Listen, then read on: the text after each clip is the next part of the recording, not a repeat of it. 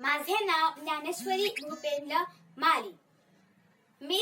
मी जुनी सांगवी मराठी प्राथमिक शाळा पुणे येथे इयत्ता 7वी मध्ये शिकत आहे.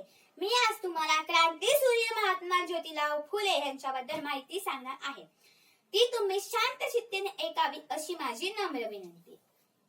तो काळ होता इंग्रजांच्या भारतातला अंधकाराचा.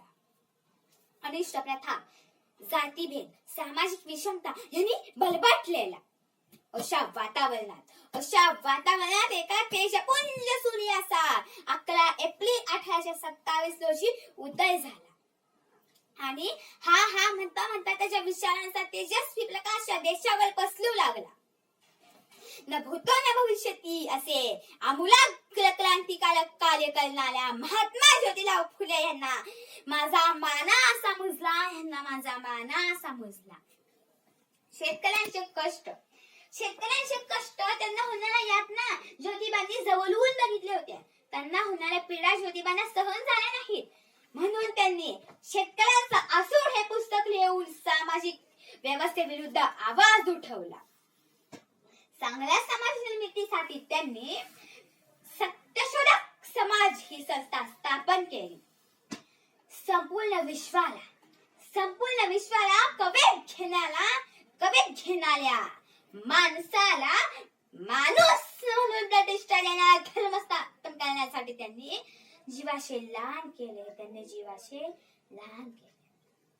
महात्मा ज्योतिराव फुले म्हणजे एक वादळच होते. महात्मा ज्योतिराव फुले म्हणजे थोर मराठी लेखक. महात्मा ज्योतिराव फुले म्हणजे थोर विचारवंत. महात्मा ज्योतिराव फुले म्हणजे थोर समाज सुधारक. महात्मा ज्योतिराव फुले म्हणजे स्त्री शिक्षणाचे आद्य प्रवर्तक. महात्मा ज्योतिराव फुले. एक पुरुष शिकला तर फक्त एकटाच शिक्षित होतो. परंतु एक स्त्री शिकली तर संपूर्ण कुटुंब शिक्षित होईल अशी ज्योतिबांची धारणा होती. म्हणून त्यांनी सर्व स्त्रियांना शिक्षण देण्यासाठी शाळा सुरू करण्याचा अतिशय धाडसी निर्णय घेतला.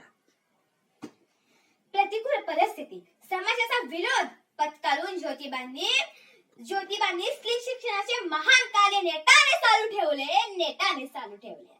असे महान कार्य करणाऱ्या महात्मा ज्योतिराव फुले यांना माझे शतशः नमन. असे महान कार्य करणाऱ्या भारतीय सुपुत्राला, ह्या देशाच्या क्रांती सूर्याला म्हणजेच महात्मा ज्योतिराव फुले यांना माझे शतशः नमन. धन्यवाद. नमस्कार.